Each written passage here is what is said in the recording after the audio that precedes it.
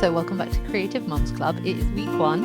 I'm super excited. I feel like it's that first week of school vibe. I've got my notebooks, I've got my textbook, and I've got some thoughts. So, this video is going to be all about what we are actually going to do this week. So, the kind of brief, I guess, I'm going to set.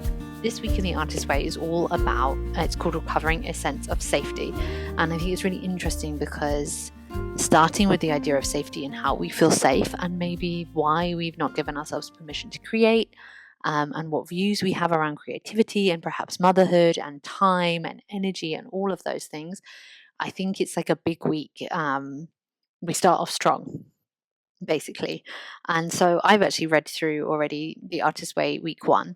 But before we kick off, I had never read the back of The Artist Way before. And there's a whole bit about creating a sacred circle and kind of doing this as a group. And I thought, seeing as even though this is online and we're not necessarily together in the same room, that if you're doing this along with me, we are kind of doing it together in a group. And there are some beautiful things that she says around sharing this experience. And I thought I would just quickly read a couple of passages that jumped out to me because I think they're so important. So Julia Cameron writes, "As artists, we belong to an ancient and holy tribe. We are the carriers of truth, that spirit moves through all of us. When we deal with one another, we are not dealing merely with our human personalities, but also with the unseen but ever present throng of ideas, visions, stories, poems, songs, sculptures, arts, as facts that crowd the temple of consciousness waiting for their turn to be born. We are meant to midwife dreams for one another. We cannot labor in place of one another, but we can support the labor that each must undertake to birth his or her art and foster it to maturity."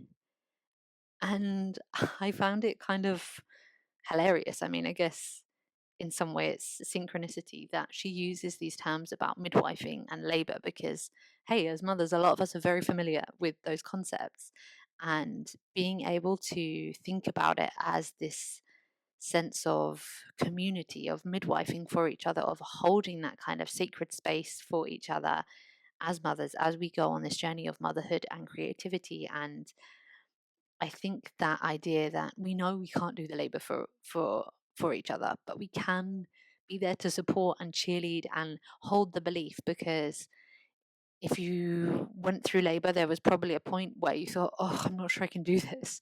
And you needed somebody to hold that belief for you to say, no, you can, you are going to birth this baby. Like, I remember a point where I was like, maybe he just won't come out. Maybe he'll just stay inside.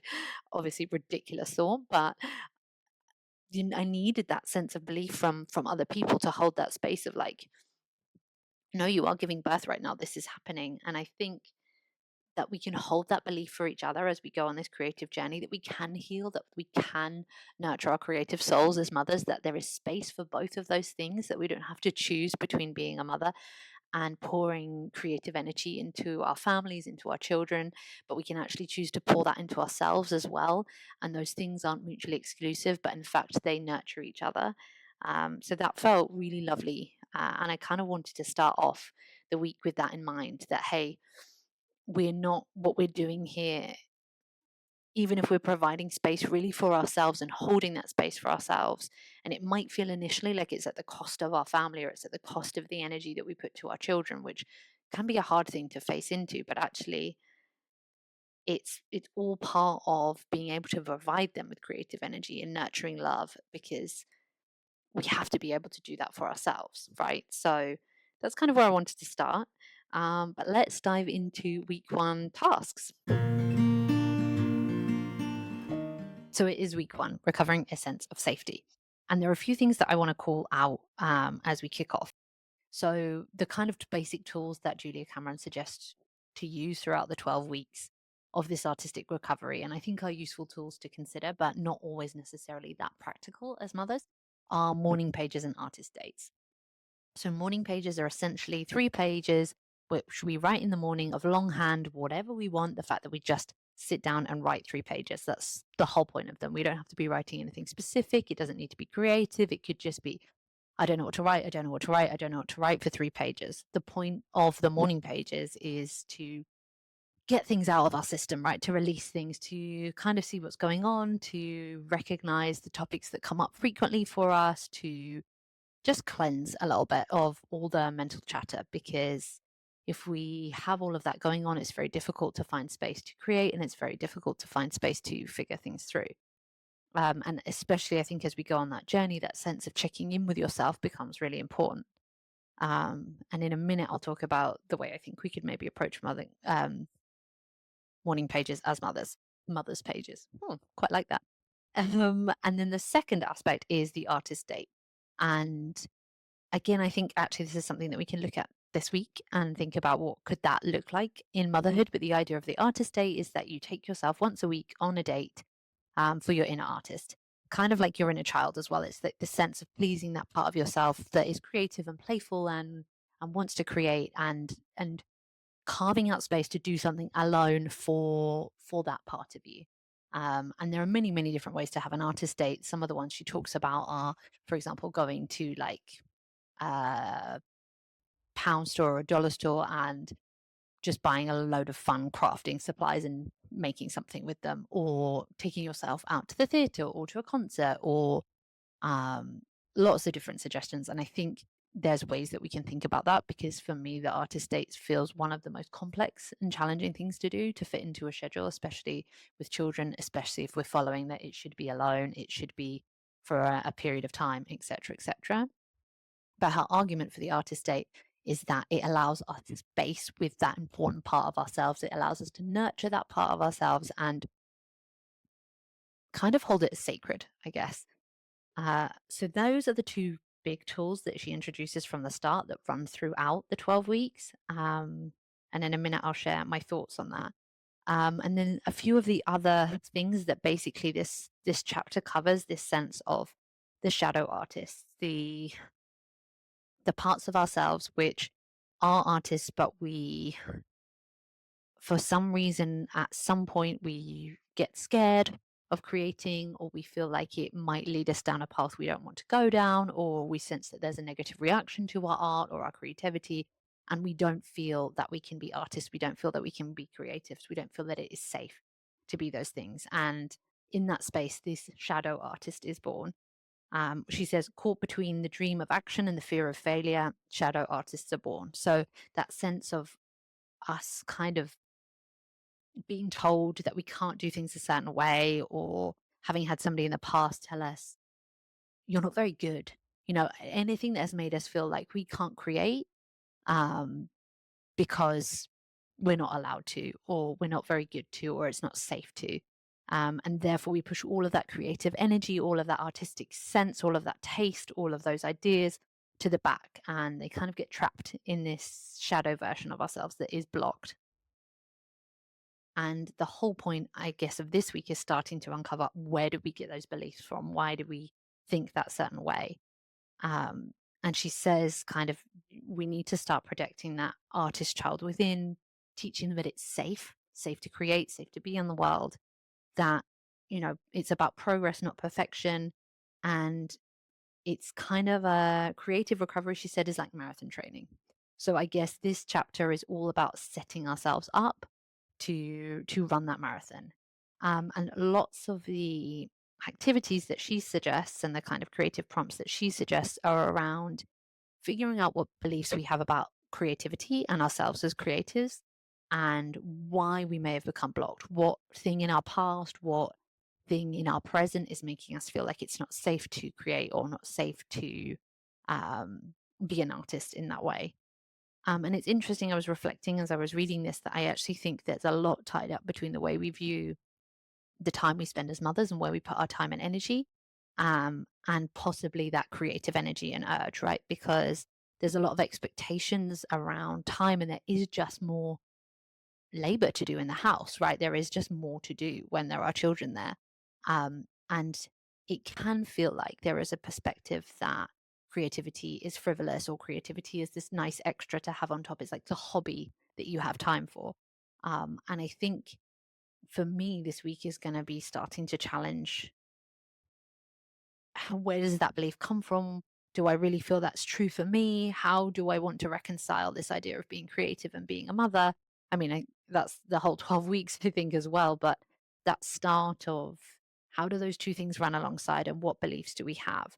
And I wonder also if there's a sense to what beliefs do we have about ourselves as mothers that we have got from what a mother should be, from society, from the people around us, and how can we use this creative journey to help uncover those things as well and maybe heal those a little bit so the choices we're making as mothers in our lives are also for us, are aligned with the way we see the world and what we believe, not what we think we should be.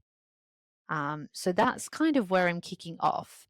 And her big tool this week she uses are two things: one, affirmations, and using affirmations as a way to positively state something, but also uncover what our brain is like. Hey, hey, hey, no. What that inner critic pipes up, she calls it the censor, and says, hey, like, what do you think you're saying that you're a great artist? You're not a great artist. You failed this, or you can't draw, or blah, blah, blah. How dare you call yourself an artist?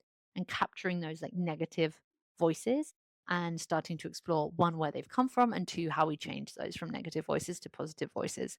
So we can kind of give ourselves a sense of safety in our own heads. And I think there's a lot that we can do around affirmations. She calls them affirmations and blurts. And the other main types of activities she suggests are these kind of time travel to find the people who champion our creativity and champion us and are kind of villains, those people that have torn down our creativity, have torn down our sense of self, and our sense of being in the world in a certain way. So I'm going to quickly run through um, the kind of creative brief for the week because that's the idea of the ground that we're covering. So my plan for the week, and if you want to join me, it would be great. Is the goal is to try and do morning pages twice this week, to do it 2 days a week, and I think ideally for her we would do them every day. But the hack for me with morning pages, I think, is going to be trying to carve space out 2 mornings a week to do them. And then when I can't do them, I quite often go on a walk in the morning with my little one. So actually, maybe voice noting instead of writing when I'm out in the morning, because I can do it as if I'm talking to somebody, leaving a, a voice note to somebody, but actually leaving that voice note to myself that I don't really need to ever worry about listening to. And the other way is actually when I'm feeding my child to maybe make a note about roughly how I'm feeling and just kind of just do it on my phone, not necessarily freehand journaling, but just to almost keep a list of these are the things that are on my mind right now and stuff I want to figure out. With the idea that across those two things, hopefully I can try and start to get some of those ideas out every day.